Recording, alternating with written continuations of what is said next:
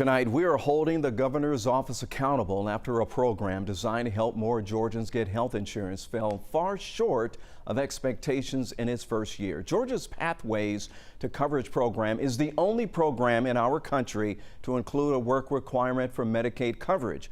Governor Brian Kemp pushed it as an alternative to full Medicaid expansion and won a federal court battle to implement it. 11 Alive's Aisha Howard is taking a closer look at what's working and what's not. Georgia Pathways to Coverage launched July 1st, 2023 to provide low-income residents access to health care. It's the only plan in the country that requires recipients to show they've either worked, volunteered, or taken classes for 80 hours each month. The last numbers that I saw reported as of July 2024 was that about 4,300 people were enrolled in Pathways. Early projections were that number in the first year was supposed to be 25,000.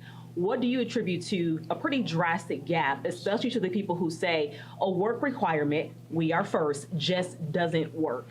You know, we had to go to court in the first place to get part of this program started. We've had to deal with redetermination, which, many of you have criticized us over, over the last couple of years, even though it was mandated by the federal government that we do that.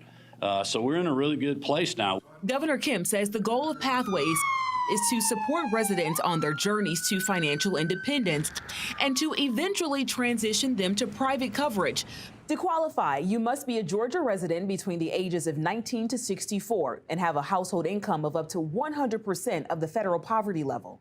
That's about $15,000 a year for one person and $25,820 per year for a family of three. On the other side, there's one key reason critics say this program won't work: because of the job requirement. They say it doesn't take into account people who don't have a traditional job or those who can't work because they're taking care of loved ones. Or what about the people who don't even have a computer to upload their information at all? We also know that the qualifying activity requirement is holding people back from life-saving coverage. Leah Chan is the director of health justice for the Georgia Budget and Policy Institute.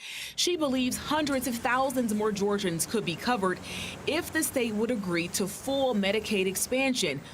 But Georgia is one of 10 states that opted not to expand. If we were to fully close the coverage gap, we would get a 90% federal match on healthcare costs for all of those newly eligible enrollees. And then we would also get that over $1 billion signing bonus for the first 2 years. And we're going to continue working on Pathways. Governor Kemp has long rejected full Medicaid expansion, arguing it would cost Georgia too much in the long run. When pressed about how the state plans to get more people enrolled through Pathways, it doesn't feel like a luxury anymore because this has helped my son and I, my family. The Department of Community Health says as of August 1st, it launched a $10.7 million marketing campaign and it offers us to get the word out about the program. The opportunity to maintain health coverage. That was Aisha Howard reporting for us tonight. Now, the Department of Community Health admits that while they verify the 80-hour work requirement when Georgians first apply, they don't currently have a system in place to check those hours every single month.